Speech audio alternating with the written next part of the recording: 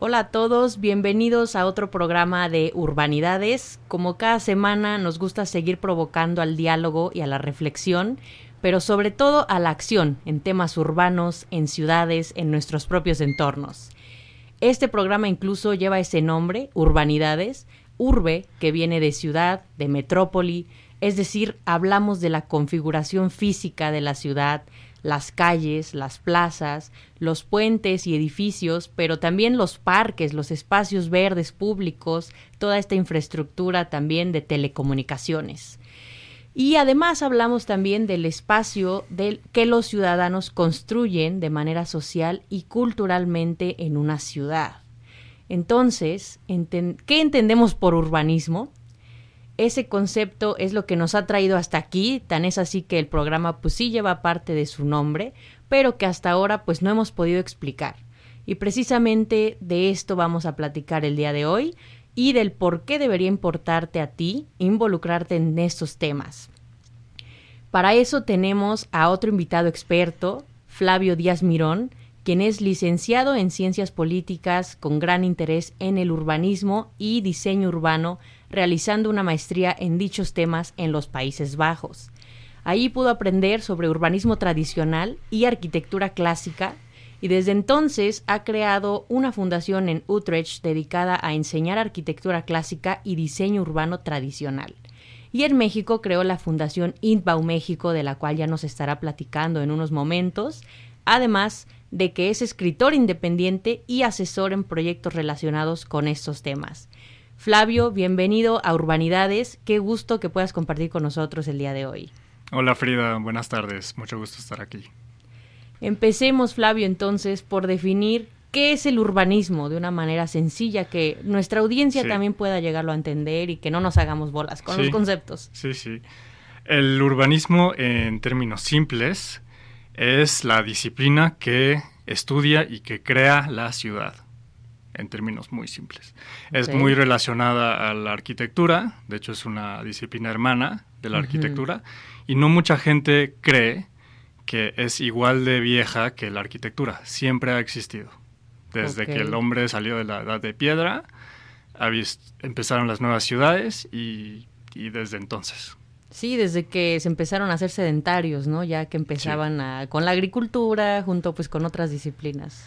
Claro, sí, y hay patrones que desde ese entonces también se repiten, que nosotros decimos que, por ejemplo, los trazados hipodámicos o rectos o regulares son tan antiguos como el urbanismo de Tenochtitlán, de China, y también hay en África, hay en India, de miles de años atrás. Así es, pues justamente este concepto tal vez como esta palabra pueda parecer algo muy nuevo, la acción de planificar el territorio, pero realmente es algo antiguo, ya como lo estás comentando. Recordemos que desde siglos atrás la historia nos cuenta que las disputas entre los imperios, las formas de gobierno, pues mayormente han sido por adquirir dominio del territorio, del espacio terrestre y de los recursos que hay en este lugar, ¿no? Esto nos dice que la propia planificación de rutas comerciales alrededor del mundo, por ejemplo, o la creación de nuevas ciudades, nuevos templos, va ligada directamente con la administración de este territorio en cuestión. Y un ejemplo de ello, pues tenemos algunas ciudades antiguas que sí fueron planificadas, como Mesopotamia, Babilonia, con sus famosos jardines colgantes, y que posiblemente ya con el pasar de los siglos y la historia pues se haya modificado y no eran como posiblemente los hemos llegado a imaginar.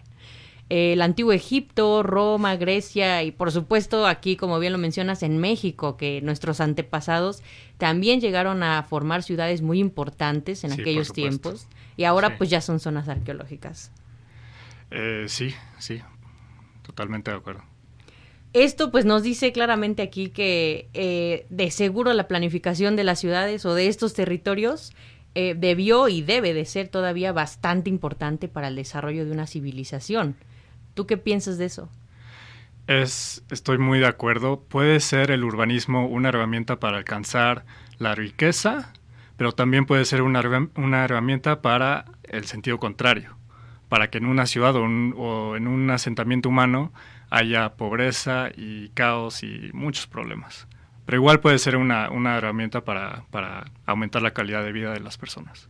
O sea que, por ejemplo, aquí nos quieres decir eso de que hay veces que la propia pobreza o desigualdad en un entorno puede ser planificada hasta cierto punto. Sí, por supuesto.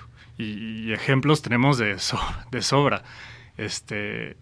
Ahorita se me viene mucho el tema, aquí en el México contemporáneo, todos los fraccionamientos cerrados, que en inglés se les llaman gated communities, comunidades encerradas, no es otra cosa más que la segregación social en un territorio.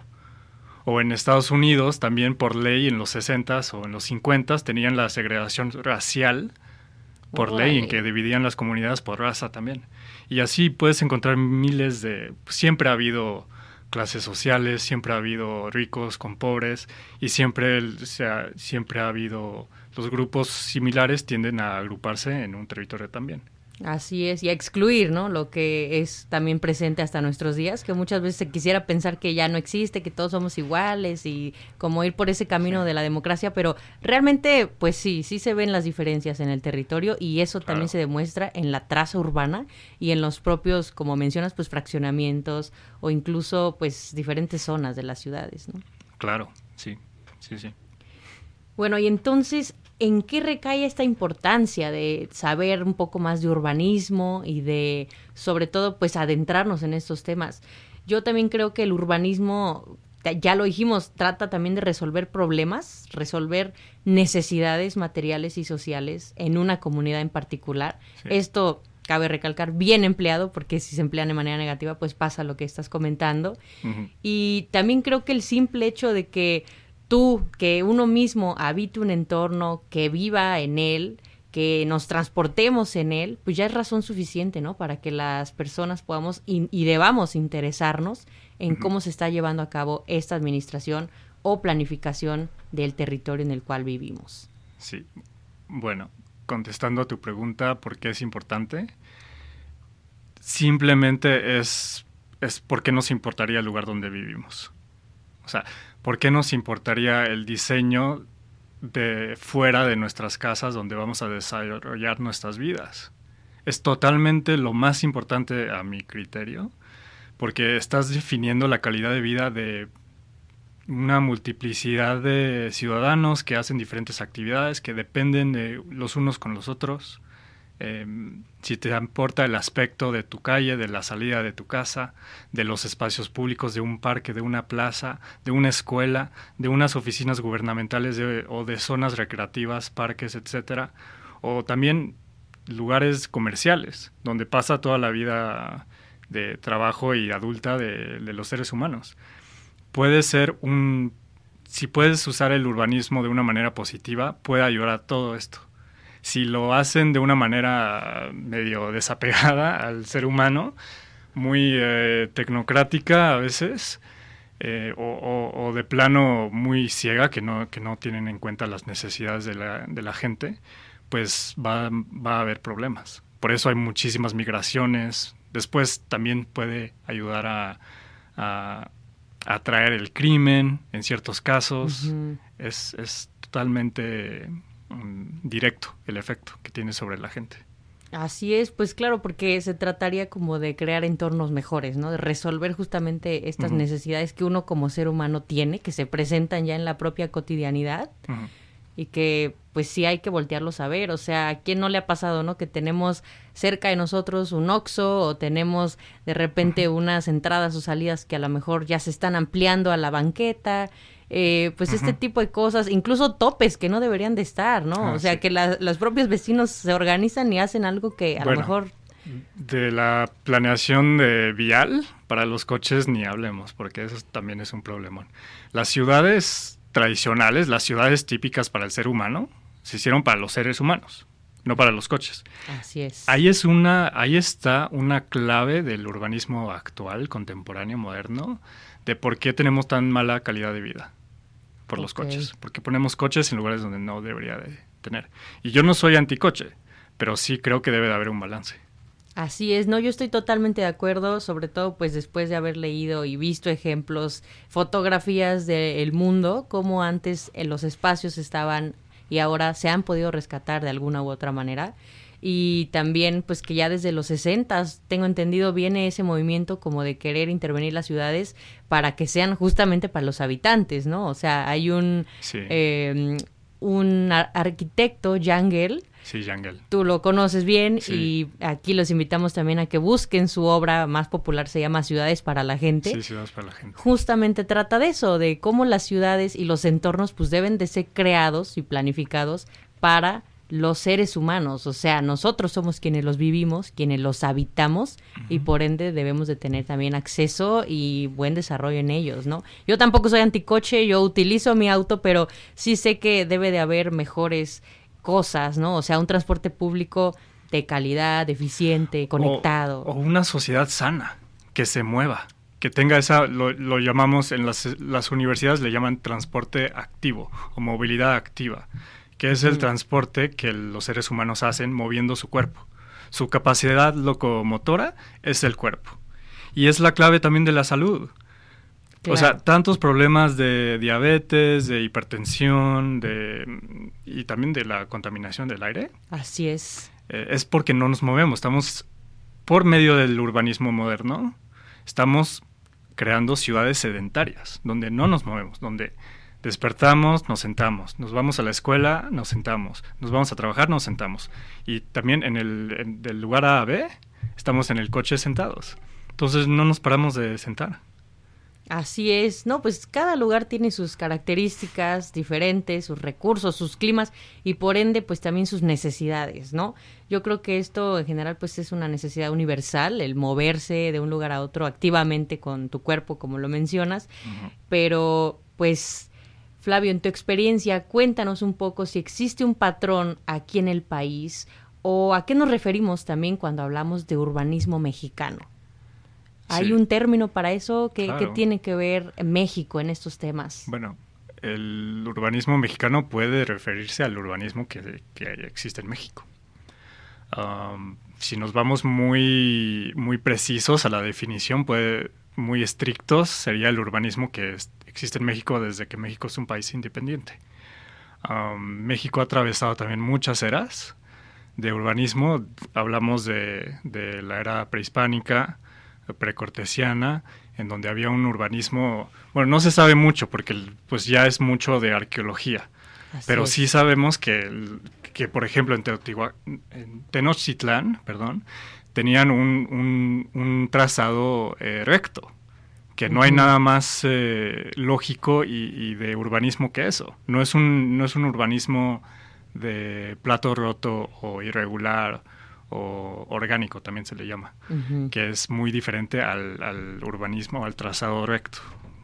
Pero México también tiene el urbanismo renacentista, europeo, que cuando los españoles vinieron acá y conquistaron, que no fueron los españoles quienes estaban creando ciudades y fundando ciudades, bueno, sí fundaban ciudades, pero los que los construían eran los religiosos de todos los demás países de Europa, incluidos también ya después en México igual. Pero eran los frailes mendicantes, franciscanos, dominicos, jesuitas después. Pero ellos instauraron en México un urbanismo totalmente humano, totalmente renacentista, ideal, hermoso, que es el que todavía vemos en los centros históricos. Que es el que a toda la gente le encanta, le gusta, es muy activo, es muy dinámico, es totalmente peatonal. A veces el coche se mete cuando hay espacio, pero es también un urbanismo que se caracteriza, por ser compacto, por ser peatonal, por tener usos mixtos de suelo y también por tener una arquitectura diversa, pero armoniosa, armónica. Puede haber edificios y también tipologías y parques y fuentes y edificios públicos, privados, religiosos, en diferentes arquitecturas, pero aún así se complementan unas con otras. Hay una cierta armonía, una coherencia que tú la notas, que es por la razón por la cual también a la gente le gusta mucho. Sí, a mí ahorita me recuerda un poco, por ejemplo, a la ciudad de Morelia, en Michoacán, que tiene los elementos, también los materiales de esa propia región, Claro. cómo están, ¿no? De cantera rosa, las iglesias, los edificios. Sí. En Oaxaca tenemos la cantera verde, que es, por otro lado, color esmeralda, y también se ve esa misma, como dices, ese patrón, esa repetición, pero sí lleva un orden, o sea, sí se ve que está mucho más planificado. No como ahorita. No como ahorita, exactamente, y que justo entrando en tema, pues Cuernavaca, yo lo que he visto, pues es una ciudad que creció de manera orgánica, de manera, pues no tan positiva, porque se fue dando poco a poco con estos movimientos sociales y realmente no fue planeada. Por ello tenemos hoy en día, además de nuestra orografía tan difícil con las barrancas, pues un poco accidentado toda nuestra traza, ¿no? Sí, eso nos lleva a hablar en la historia al urbanismo moderno. Hemos estado construyendo ciudades de manera muy parecida desde siempre hasta, digamos, el siglo XIX, que hubo, bueno, también en siglos atrás hubo bastantes cosas nuevas, como no nuevas según esta visión eurocéntrica, como las avenidas, pero pues las avenidas aquí ya existían, o sea, la avenida de la calzada de los dioses de Tenochtitlán. Estoy hablando mucho de esa ciudad, pero también veías estas cosas que pasaban en diferentes países. Pero básicamente después de la Segunda Guerra Mundial, vino todo el advenimiento, todo el movimiento moderno de la arquitectura, que también fue un movimiento moderno del urbanismo y de muchas más cosas también, de la filosofía, literatura, del arte. Pasó todo esto del movimiento moderno y ahí cambió radicalmente el urbanismo. Fue una respuesta a las necesidades de esa época, que era una Europa destruida, devastada, demoralizada también, porque imagínate haber vivido pues los traumas del Holocausto y todas las tragedias y las bombas atómicas. Destruyeron ciudades enteras, como en Rotterdam, no se diga en Alemania, por los aliados, pero hubo mucha necesidad de vivienda barata y rápida de construir, y también hubo mucha innovación tecnológica. El cemento, la tecnología del cemento reforzado con acero, los coches, el automóvil, cada vez era más barato producirlos y en serie, ¿no? Entonces, después de la Segunda Guerra Mundial, al momento de reconstruir, vinieron todas estas personalidades como Le Corbusier.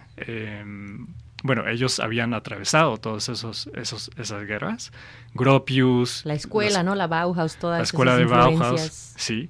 Que ellos estaban buscando algo nuevo. Y yo creo, esto ya es no es mi opinión personal, porque también la comparten diferentes personas, como por ejemplo el historiador irlandés James Stephens Curl y muchos más personajes del movimiento de la arquitectura tradicional nueva. Europa estaba tan demoralizada que estaban buscando hacer cosas nuevas que no se parecieran a lo que existía antes. Entonces, por eso, y también estaban muy de cerca a la política socialista. Entonces, la escuela de Bauhaus y todo eso querían hacer un nuevo tipo de arquitectura para todos. Okay. Para que en todo el mundo la pudieran hacer. Que fuera barata, que fuera socialista, que fuera expresionista también. No sé qué expresaban específicamente, pero eso fue una broma. Pero sí, después con Le Corbusier y ya implementando estos nuevos preceptos de urbanismo moderno, pues ¿qué era? En que pues se necesitaba hacer X cantidad de viviendas, pues hagámoslas todas de manera rápida en estos bloques gigantescos para poner a la mayor cantidad de gente posible. Y también priorizando el transporte del coche. O sea, Le Corbusier, también hubo... Yo creo que ellos, en su época, dado que querían hacer estas innovaciones, pues sí lo vieron como una alternativa que tal vez podría sumar al contexto que estaban viviendo, pero ahora vemos todos los estragos, ¿no? Todos los resultados negativos que todo eso nos trajo, porque si bien esto se desarrolló mayormente en Europa, pues a final de cuentas ese modelo se fue tomando en diferentes países, sitios, ciudades, y hoy en día pues sí lo vemos reflejado también aquí, o sea, en Estados Unidos ni se diga, o sea, hay ciudades completamente adaptadas para los autos, que no puedes ni caminar ni a la tienda porque realmente son distancias exageradas y realmente no funcionan para un peatón. No, y también dejan a la bancarrota a los gobiernos municipales. O sea, la cantidad de kilómetros para transportar los bienes, los servicios del asfalto, de la electricidad y todo. Y entonces, ¿por qué se siguen haciendo las ciudades de esta forma? Es algo muy interesante y se han escrito libros al respecto, pero básicamente como que los arquitectos de hoy y también la academia en la arquitectura, pues no están queriendo ver hacia atrás. El chavo que estudia arquitectura estudia urbanismo tradicional o histórico como un apartado de una clase nada más de un día o una semana. Pero no, y en arquitectura también, no ven todos los estilos que antes existían. O sea, lo ven como una clase de historia. Entonces tienes un abanico gigante de soluciones arquitectónicas que pueden ayudar ahorita, que son sustentables, son ecológicas, son además estéticamente muy valiosas. Claro. Y también son igual de funcionales o más funcionales que hoy, pero tienen esta idea de que ver hacia atrás está mal, porque si eres moderno significa que siempre tienes que hacer cosas nuevas. Esa es la idea muy simplificada, pero en nuestra experiencia, en mi experiencia personal, sí he tenido bastantes quejas de profesores y estudiantes y profesionales que dicen no está bien hacer cosas del pasado, hay que siempre mirar hacia el futuro. Entonces digo, bueno, está bien, mira hacia el futuro, pero ¿por qué entonces sigues copiando las arquitecturas de los 60s? ¿Por qué no copiar un poquito la arquitectura de los 1920s? Claro, que también habían cosas extraordinarias. Todo el modernismo catalán, el Art Nouveau, estilos que se quedaron ahí y ya ahorita no los han querido repetir.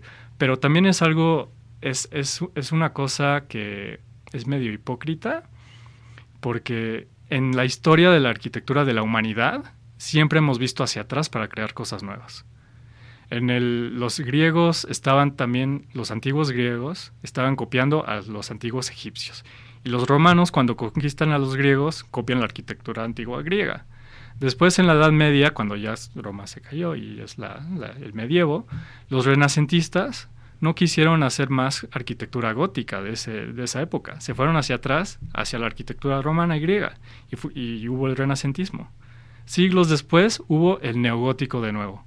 En los 1700 hubo el neoclásico de nuevo, cuando Grecia se estaba abriendo porque estaba tomada por el Imperio Otomano, y hubo este movimiento neoclásico. Y después hubo neorrenacimientos, hubo neorrománicos, neobizantinos, hubo hasta neomayas, neomogules de India. Sí, claro, en Yucatán hay edificios que son neomayas, que usaron arquitectos del siglo XX, pero a principios, que no tenían estas ideas raras de que siempre se tenga que ver al futuro. Ellos estaban viendo hacia el pasado para crear nuevas cosas, que es algo que hoy está vetado. Así es. No, pues súper interesante todo esto que nos comentas. Y justamente quiero preguntarte, con toda esta experiencia que tienes y tus intereses en hacer ciudad, ¿cómo surgió tu idea de crear justamente INBAU, que es la asociación que presides? Y exactamente cuéntanos de manera breve, ¿qué es INBAU? Bueno, INBAU... 3 minutos. Ok, INBAU surgió en Inglaterra en 2001 con la ayuda del hoy rey Carlos III. Se trata de una fundación que promueve la arquitectura tradicional y el urbanismo tradicional y también las técnicas constructivas tradicionales que usan materiales naturales. Genial, eso nos hace mucha falta. Sí, que es lo más sustentable que existe. También porque usas los materiales naturales del lugar y eso crea la hermosa diversidad que existe en todos los pueblos del planeta. Que hoy estamos en contra de todo eso porque estamos poniendo cajas de cemento en todos lados del planeta. Claro. Pero INBAU surge así y INBAU creció por muchos países y yo hice mis prácticas profesionales en el INBAU y desde entonces me gustó mucho el tema de la arquitectura clásica además y yo tuve la idea de hacer del INBAU en México, porque se necesita también que en México se conozcan este tipo de iniciativas.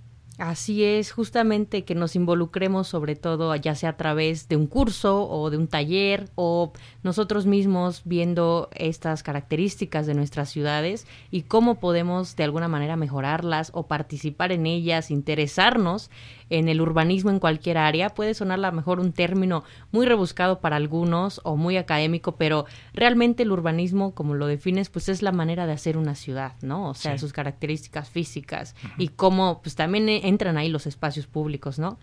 Pero bueno, gracias Flavio por tu participación en este programa. Hemos llegado al final y agradecemos a quienes nos escuchan por compartir con nosotros este espacio y por supuesto a ti Flavio por agradecerte la presencia el día de hoy. Cuéntanos tus redes sociales de INBAU para que la gente pueda también buscarte y saber más de lo que se trata INBAU. Gracias, Frida. Nuestras redes sociales, bueno, nuestra página web es intbau, con B grande, inbaumexico.com. Nuestras redes sociales también igual, INBAU México en Instagram y en Facebook, no lo usamos mucho, INBAU México también. Muy bien, pues ahí están sus redes, igual cualquier mensaje nos lo pueden hacer llegar a @recreandociudades y también Instagram o Facebook es nuestra red principal. Seguramente estaremos platicando más adelante contigo en otra edición de Urbanidades, porque este tema seguramente pues a muchos nos deja con preguntas y con dudas y querer saber más al respecto, pero nos escuchamos a la próxima. Muchas gracias.